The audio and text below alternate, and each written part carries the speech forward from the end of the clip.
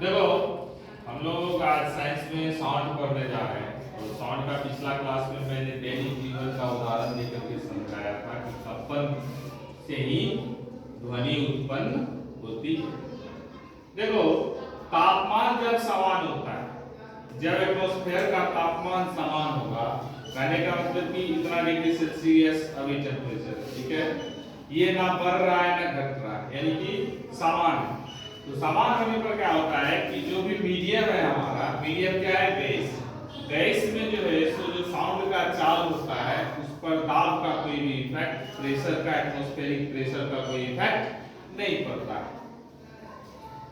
लेकिन अब क्या है कि अगर मीडियम जो है, मीडियम का ताप अगर बढ़ेगा, ठीक है, अगर टेम्परेचर बढ़ रहा, ठीक है, मान लो कि अभी 30 डिग्री सेल्सियस है, अगर वह थोड़ा देर के बाद 40 डिग्री सेंटीग्रेड हो जाए तो उसमें ध्वनि की चाल क्या होगी, बढ़ जाएगी, ठीक है।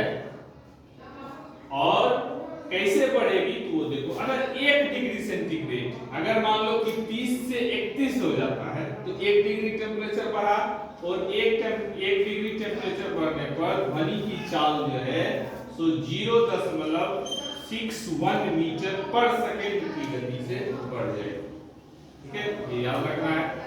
और क्या है, जो घनत्व है, घनत्व हम लोग समझते हैं कि मास बराबर क्या होता है, वॉल्यूम इनटू डेंसिटी। डेंसिटी को ही हिंदी में हम लोग घनत्व बोलते हैं। अगर घनत्व ज्यादा हो जाता है तो ध्वनि का चाल जो है सो कम हो जाता है, समझ में आया। और घनत्व अगर कम होगा तो ध्वनि की चाल अधिक हो जाएगी।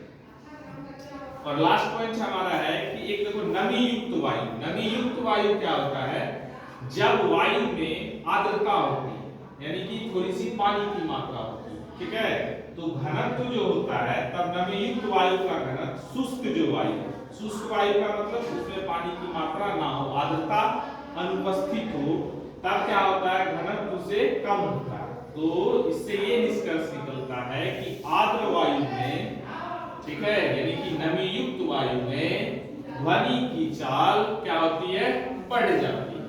बहुत ही इंपॉर्टेंट ये चारों चीज है, और हर एग्जाम में इससे एक ना एक ऑब्जेक्टिव क्वेश्चन पूछा जाता है।